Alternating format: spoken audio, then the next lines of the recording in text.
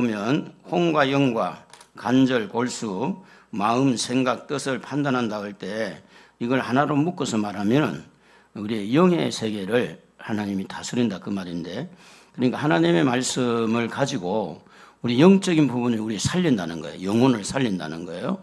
그래서 예수님이 사람이 입으로 들어가는 떡으로만 살 것이 아니라 하나님 입에서 나오는 모든 말씀으로 산다. 그 말씀으로 산다는 것은 우리의 영혼을 염두에 두고 말씀을 하는 겁니다. 그래서 하나님의 말씀은 항상 살아 있습니다. 살아있는 말씀이 여러분 안에 들어가니까 여러분을 살려내야 되는 거죠. 그리고 항상 살리는 일을, 살아있기 때문에 살리는 일을 해요. 그래서 여러분이 설교를 잘 들어야 돼요. 설교를 잘 들으면 살게 돼 있어요. 그러니까 설교 듣는 시간에 제발 안 졸았으면 좋겠고, 찬양할 때도 아까도 제가 말씀드렸듯이 이사야 43장 21절에 보면 하나님이 우리를 만드신 목적이 뭐냐면 찬양을 하기 위해서 만들었다, 그렇게 기록이 되어 있어요. 그러니까 입을 빵긋빵긋 열어야 돼. 그리고 지금 뭐 별걸 저런 걸 해. 여러분 좀 웃고 살아라고 그렇게 앞에서 막 몸부림치는 건 안타까운 거야. 이게 뭐 저렇게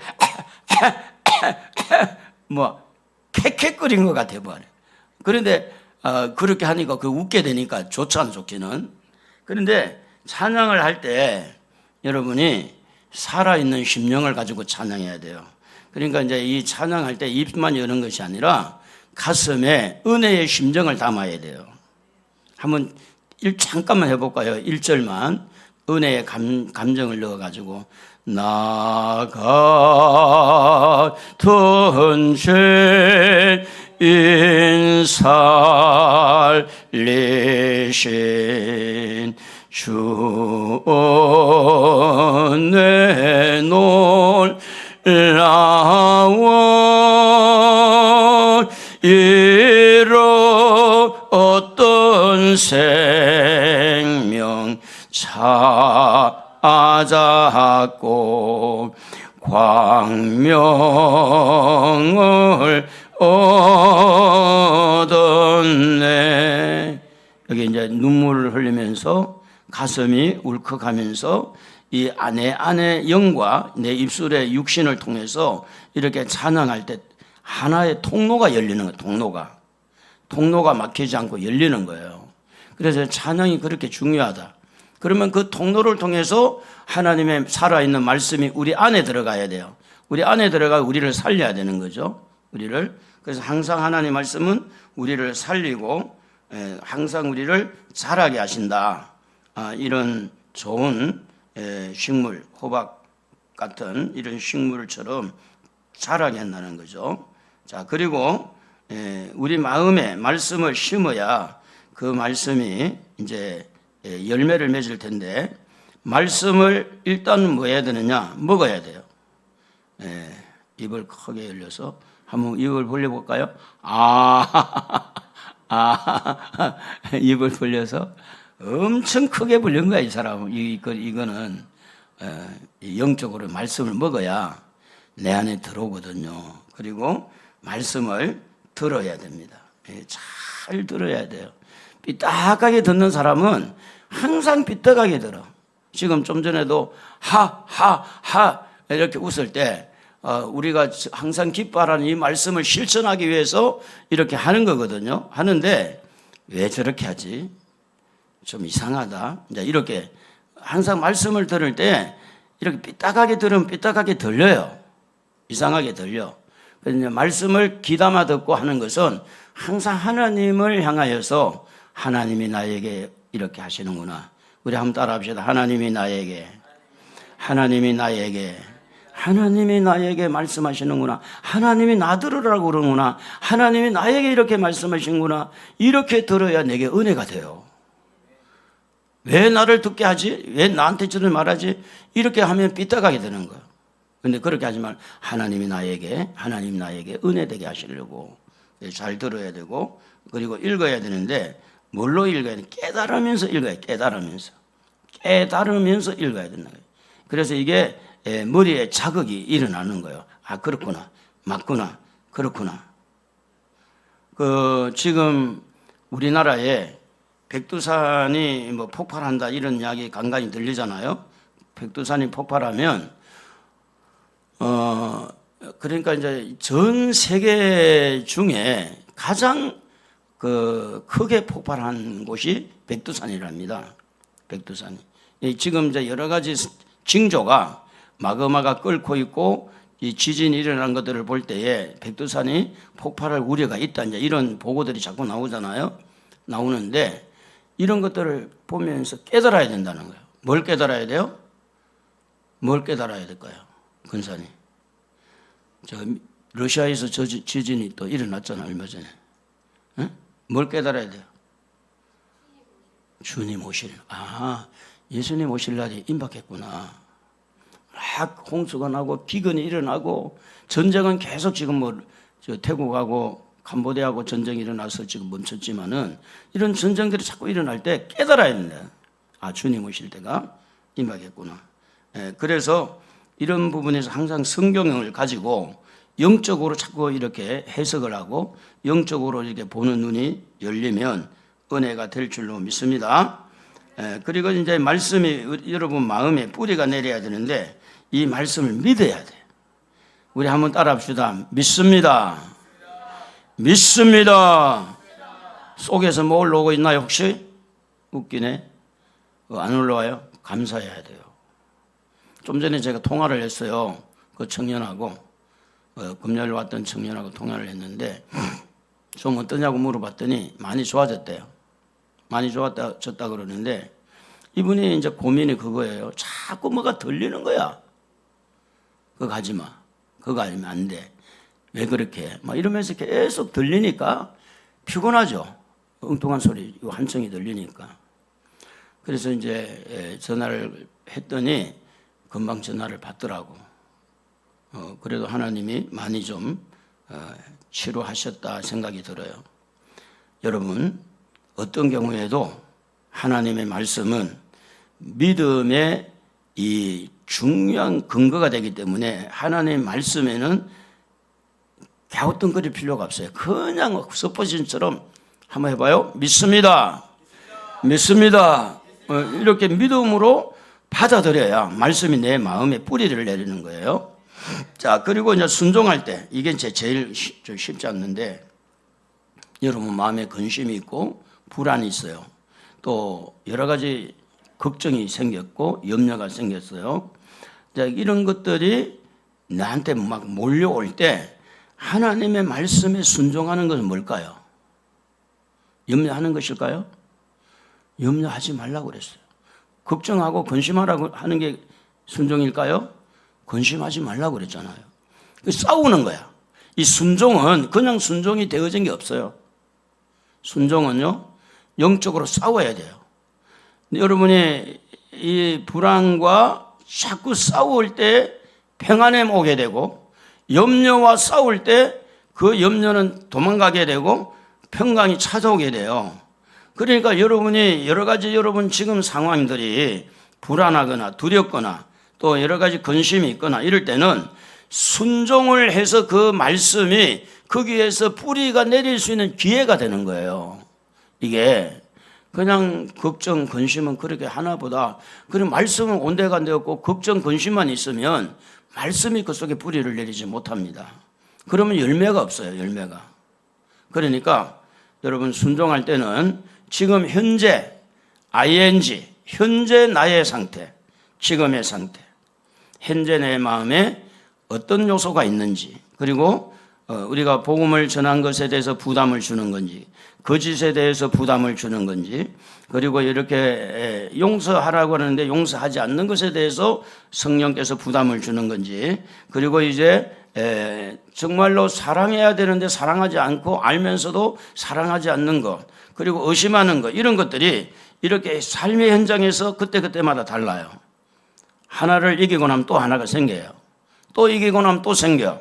그러면 그 속에서 자꾸 뿌리가 여러분 나무가 뿌리가 하나만 있어요? 여러 개 있어요? 봤어요? 언제 봤어? 아이고 땅속에 숨어있는 뿌리를 어떻게 봤어? 아유 그렇죠. 나무를 빼내보니까 그렇죠. 예? 그러니까 이 뿌리가 하나가 있는 게 아니라 여러 개가 있는 것처럼 근심할 때 이기면서 평안함으로 뿌리를 내리고, 의심이 있을 때 믿음으로 뿌리를 내리고, 사랑하지 못할 때 사랑하면서 뿌리를 내리고, 용서하지 못할 때 계속 순종하면서 용서하면서 뿌리를 내리고. 그래서 뿌리를 많이 내리는 것이 튼튼합니까? 두세 개 내리는 게 튼튼합니까? 많이 내려야 돼요. 많이 쫙 내려서 튼튼해야 돼요. 그래서 여러분이 여러분의 삶 속에 현재 진행하고 있는 현재 삶 속에서 어떤 부분이 여러분을 지금 말씀의 뿌리를 내리지 못하도록 가로막고 있는지, 그 전쟁이에요. 전쟁, 영적 전쟁. 그래서 그 영적 전쟁에서 거기에서 내가 하나님 말씀 의지해서 믿음으로 이렇게 염려를 몰아내고, 근심을 몰아내고, 두려움을 몰아내고, 의심을 물리치고, 이 주님의 말씀을 믿는 믿음으로 뿌리를 딱 내리게 되면 튼튼한 이런 신앙이 만들어지겠죠. 그래서 그렇게 순종하기를 주의 이름으로 축복합니다. 그리고 깨끗할 때 이 깨끗하다는 것은 죄를 회개해서 깨끗도 해야 되지만, 죄를 짓게 하는 이 악한 영을 내쫓아야 돼요. 악한 영을 내쫓아야 돼요. 그래서 여러분 안에 어떤 약점이 있으면 그 약점이 내가 안 그러려고 계속 거기 머무르고 있으면 악한 영과 관련이 있을 수가 있으니까 한번 해보는 거예요. 내 안에 의심의 악한 영은 내 안에서 나와! 한번 명령을 내려보는 거지. 예? 그러면 이제 이게 깜짝 놀랄 수 있죠. 예? 도적이 가만히 와가지고 조용할 때는 놀래요, 안 놀래요? 안 놀래죠? 그런데 도적이야! 그러면 놀래요, 안 놀래요? 놀래가지고 막 주랭랑 치잖아요. 여러분 안에도 여러분의 마음인 것처럼 살짝 속에서 여러분 안에 들어와가지고, 아니 괜히 뭐 이렇게 성질 내는 그 정도 내는 거야. 거짓말, 그 정도는 하는 거야. 그 의심 그 정도는 하는 거지 뭐. 이래가지고 여러분의 생각인 것처럼 속일 수 있잖아요. 그런데 얘가 이제 그걸 알고 의심을 주는 악한 영은 내 안에서 나와. 한번 그렇게 해봐요. 시작. 혈기 부리는 악한 영은 내 안에서 나와. 기도 못하게 하는 악한 영은 나와. 이렇게 할 때 내 안에 있는 악한 영이 깜짝 놀라는 거예요. 여러분이 아무리 착한 거하고 상관없어요. 착한 거하고 악한 영이 있는 거하고는 아무 관계가 없어요.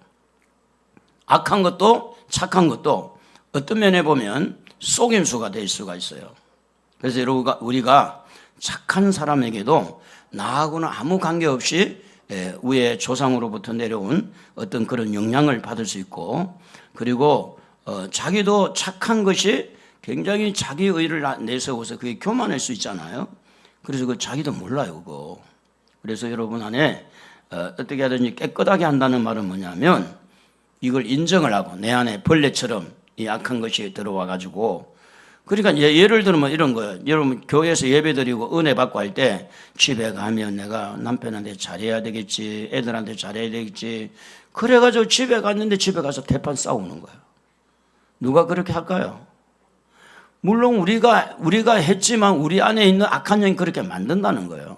이게 어떤 사람은 부흥회 참석하고 나면 꼭 부흥회만 갔다 오면 집에 가서 난리치는 거예요. 누가 그럴까요? 은혜 받은 사람이 그럴까요?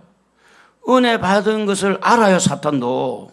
그 사탄이 방해하려고 은혜 받고 왔을 때, 그 옛날에 우리 변전도사님, 지금 저기 마석에 살고 있는데 가끔 전화 오거든요.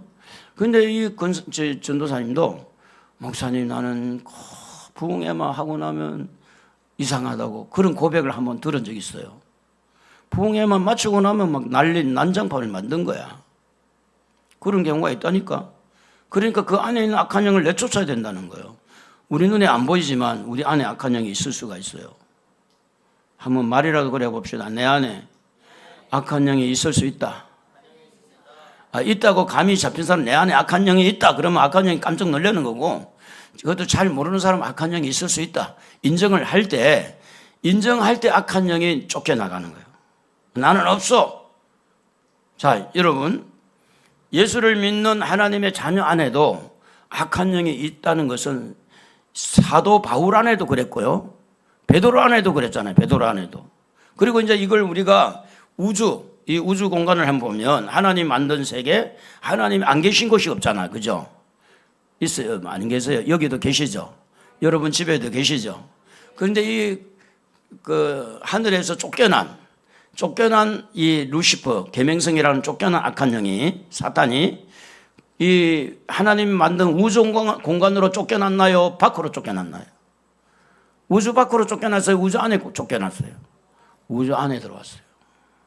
그러면 우주 안에, 우리 안에 다 있는 거예요, 이게. 사탄이. 다 있어요. 그런데 이제 여러분 마음에도, 예수를 믿지만 여러분 마음에도 있다. 이렇게 본다면 여러분의 마음 안에 있는 악한 영이 좋아 안 하죠. 있다고 인정하는 것은 좋아 안 하는 거예요. 없을 거야. 없어. 뭐 이럴 때는 좋아하지, 마귀는. 왜냐, 숨을 지낼 수 있으니까.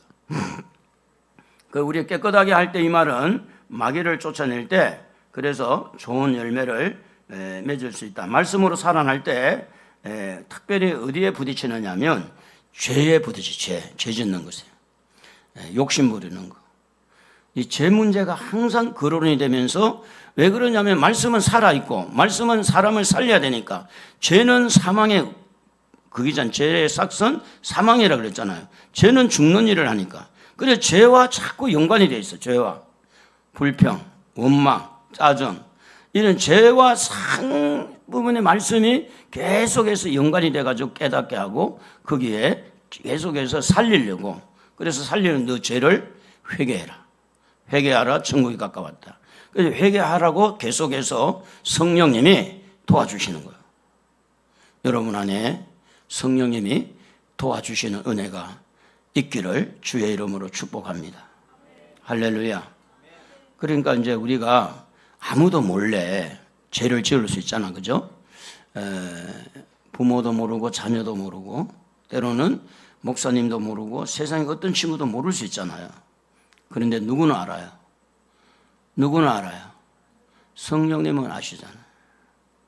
그때의 성령님이 깨닫게 하시는 거예요. 그게 바로 말씀을 기억나게 하거나 예수님이 생각나게 해서 너 죄 지은 거, 너 죄 지었잖아. 너 욕심이잖아.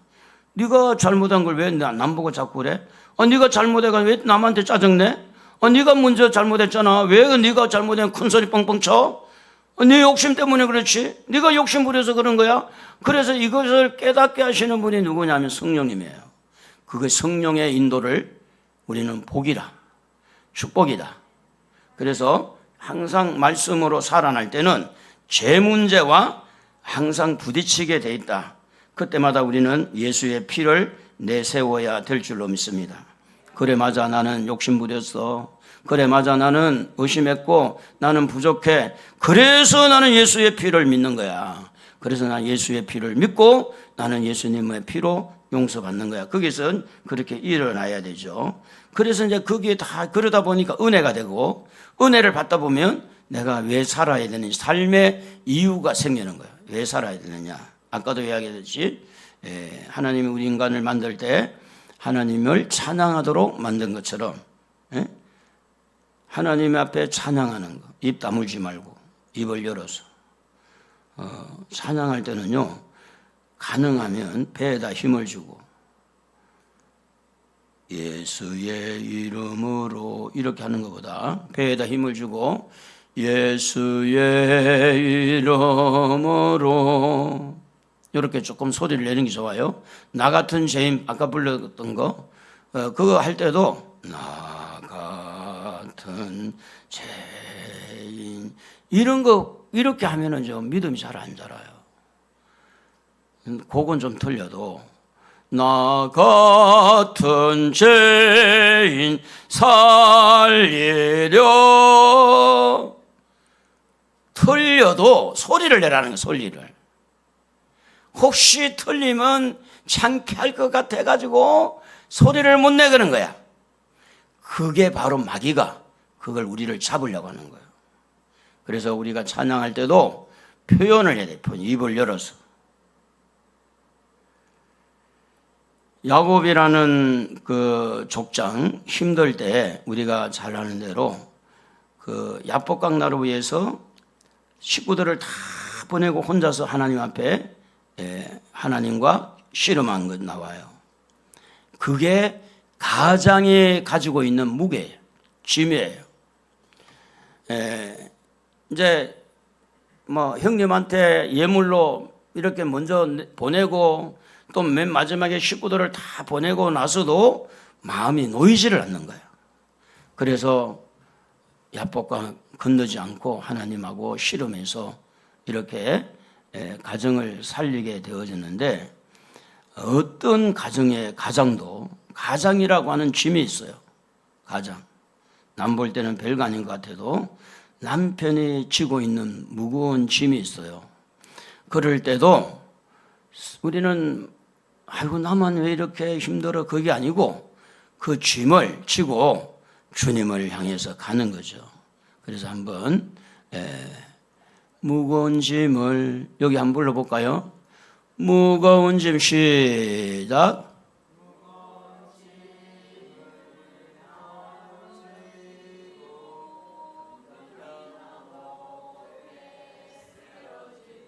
됐어요.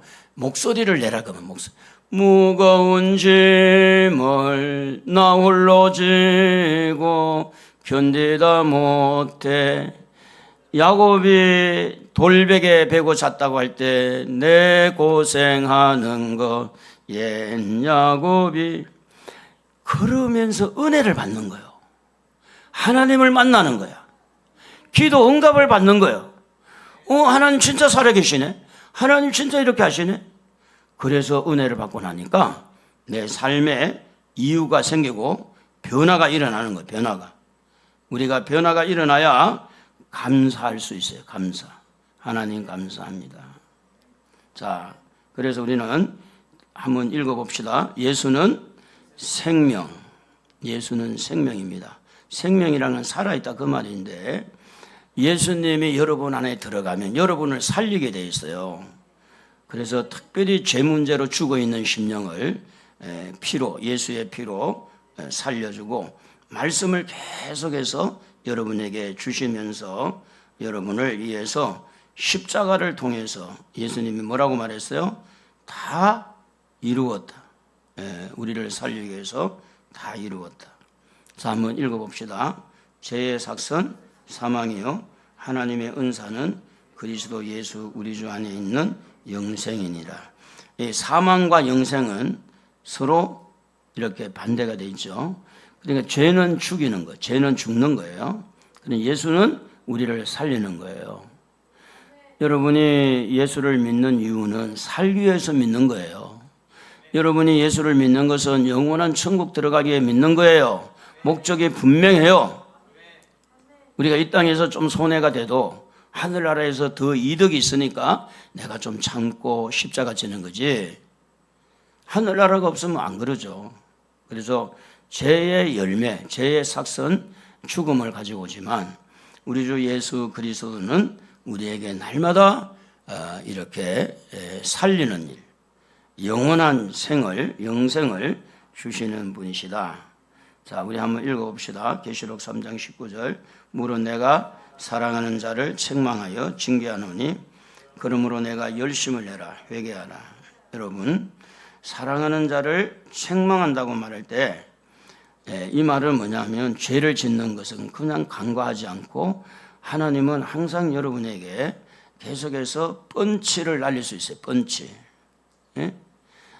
이렇게 잽을 날릴 수 있다. 잽을. 그게 질병일 수도 있고 가난일 수도 있고 근심일 수도 있고. 그러니까 회개는 안 하고 내가 굉장히 어려운 줄 알고 이렇게 하지 말라는 거예요. 여러분이 징계를 받고 책망을 받을 때는 빨리 깨달아야 돼요. 내가 뭘 잘못했지? 내가 뭐가 문제가 있지? 그러니까 좀 이렇게 머리가 조금 똑똑한 사람들은, 고집이 좀 덜한 자녀들은 매를 들면 미리미리 잘못했습니다 빌고 이렇게 안 맞으려고 하는 사람이 있는가 하면 때리세요. 때려봐. 이렇게 고집 부리는 사람이 있어요. 여러분이 어떤 부분에서 하나님의 펀치, 하나님이 채찍질할 때 그게 질병일 수도 있고 때로는 물질적인 손해가 올 수도 있고 때로는 여러 가지 어려움이 올 수도 있는데 그럴 때마다 이게 하나님의 채찍질이라면 나 살리려고 그러니까 나를 바르게 살리려고 그러니까 죄를 빨리 깨닫고 회개하고 하나님 용서해 주세요. 용서해 주세요. 한번 해봅시다. 용서해 주세요. 용서해 주세요. 그 죄를 깨닫게 하는 그 성령님이 깨닫게 한 것을 놓고 하나님 용서해 주세요. 지금 나태 문제인지 교만 문제인지 그리고 여러 가지 욕심 문제인지 세상의 어떤 마음이 뺏겨서 그런 건지 하나님이 이런저런 문제를 통해서 깨닫게 할 때 더 하나님 앞에 회개하고 자세를 낮추는 거. 특별히 부모는 그래요. 부모는 자식이 어떤 면에 보면 약점이야. 약점. 자식을 키우는 부모는 죽을 때까지 항상 그 자녀가 가슴에 이렇게 어떻게 보면 짐이 되고 있죠. 짐이. 보세요. 애를 낳으면 키운다고 수고했잖아요. 키우면 끝났습니까? 또 가르쳐야 되죠. 그리고 가르쳐서 또 좋은 직장 가도록 어떻게 하든지 해야 되죠. 그리고 이제 시집 장가 가야 되죠. 그거는 끝납니까? 애 키워줘야지. 그리고 그게 끝난 게 요즘에는 살아준 것만 해도 고막 이혼 안 하고 그냥 살아있는 것만 해도 너무 감사해서 그러니까 죽을 때까지 부모는 자식이 있다면 하나님 앞에 약점이 잡힌 거예요. 큰 소리 치면 안 돼. 그 자식을 통해서 때로는 하나님 매를 들 수 있다 그런 이야기거든요. 나 혼자면 나만 관리하면 돼. 그런데 내 자녀들이 몇 명이나 되면 그 자녀들을 다 관리할 수가 없잖아. 내가 관리하면 안 되잖아요. 그래서 하나님 앞에 이런 부분에서 채찍이 오거나 어떤 질병의 요소가 오면 내가 하나님 앞에 뭘 잘못한 게 있을까? 하나님 내가 뭐가 있을까요? 깨닫게 해주세요. 그걸 빨리 깨닫고 회개하는 것이 자식들에게 길을 열어주고 그 모든 질병도 또 모든 문제도 하나님이 채찍질하는 걸 거두어 가게 되는 거죠. 누가 회개하면? 일단 내가 먼저 회개하면, 부모가 회개하면. 그래서 사랑하는 자를 책망한다 그랬고 사랑하는 자를 징계한다 그랬어요. 그러므로 열심을 내라. 뭐 하는데 열심을 내야 되느냐? 회개하는데 열심을 내라. 여러분 요즘에 회개합니까? 회개할 거리가 있어요? 네? 어때요? 정말 성령의 이끌림을 받지 아니하면 그냥 사는 거예요. 내가 예전보다 좀 어렵다고 생각하고 그렇게 사는 거예요. 그래서 성령의 세미한 음성을 듣고 하나님 앞에 내가 죄를 깨닫고 이렇게 회개하면 좋은 일이 일어날 줄로 믿습니다. 좋은 일이 있으리라 많이 있으리라. 값으로 읽어봅시다. 값으로 산 것이 되었으니 그런즉 너희 몸으로 하나님께 영광을 돌리라. 여기에 값을 지불할 때 이 값은 무엇을 지불했어요? 예수님의 생명을 지불했어요. 우리 살리려고. 예수님의 모든 피를 쏟으면서 값을 지불한 거야. 할렐루야. 우리가 보통 사람이 아니에요. 예수님이 나를 위해서 죽으실 만큼 내가 소중한 거예요.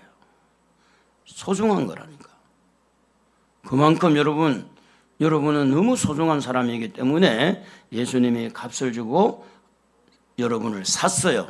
그래서 여러분은 여러분의 것이 아니라 주님의 하나님의 것이에요. 할렐루야. 그래서 사나 죽으나 주의 것이로다.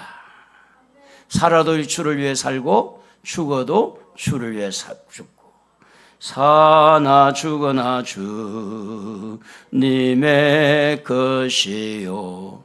제가요 박치라서 박자 맞추기가 참 어려운데 어디가 제일 어렵냐? 이게 목 갖춤 마디 이런 거 딱 들어오면 마음이 벌써 불안해. 거기 한번 끄떡거리고 들어가야 되는데 이미 마음이 불안하게 틀릴 수밖에 없어. 목 갖춤 마디가 나오면. 근데 이제 제일 쉽게 부를 수 있는 것이 하나, 둘, 셋, 넷, 4분의 4박자. 이게 제일 쉬워. 그런데 요즘에 나오는 복음성 치고 옛날처럼 4분의 4박자 이렇게 나오는 게 없어요. 그래가지고 이게 얼마나 악보를 뒤흔드는지 몰라. 그러니까 악보 보고 부르기 어려워요. 그래도요, 제가 감사한 것은 제 목소리가 괜찮더라니까. 내가 들어봐도 박자는 좀 박치라도 목소리는 뭐 박자가 좀 틀려도 목소리는 은혜가 되죠. 별론가 봐. 그래서 사람들이 약점이 좀 있어도 하나님이 또 주신 장점도 있다. 약점은 우리가 하나님 앞에 더 겸손하라고 그렇게 하나님 주신 거고, 장점은 더 잘 살려서 하나님 위해서 살라고 하는 거니까 너무 완벽하려고 하지 말고 우리 천국 가는 그날까지 좀 부족한 듯 하나님 앞에 겸손하게 갑시다. 할렐루야. 좀 부족한 느끼면서 주여 부족합니다. 나는 부족하여도 영접하실 터이니 나는 완벽합니다 하고 가는 것보다 주여 나는 부족합니다 그러면서 가는 게 안 나을까 이 생각을 해봅니다. 자, 읽어봅시다. 요한복음 6장 63절 살리는 것은 영이니 육은 무익하니라. 내가 너희에게 이런 말은 영이요 생명이라. 예수님의 말씀은요 살아있어요. 예수님 말씀은 영입니다. 영. 이 영이고 생명입니다. 그래서 이 말씀을 소중하게 여겨야 돼요. 소중하게. 오늘 우리 찬양 인도하면서 항상 기뻐하라 쉬지 말고 기도하라 범사에 감사하라 이는 그리스도 예수 안에서 너희를 향하신 하나님의 뜻이니라고 할 때 이 말씀만 꼭 붙들고 계속해서 그 삶 속에서 적용을 시켜서 나간다면 성공할 수 있어요. 정말로. 그러면 행복할 수 있잖아요. 자, 여기에 그림이 있어요. 무슨 그림일까요? 뭘 표현했죠? 사람의 마음입니다. 마음. 사람의 마음. 하트. 여러분의 마음이라고 보면 되죠. 자, 여러분 마음에 생명이 여러분 안에 들어갔어요. 이 생명은 누구냐? 예수 그리스도가 여러분 안에 생명이 들어왔어요. 성령은 생명입니다. 말씀은 생명입니다. 여러분 안에 들어왔어요.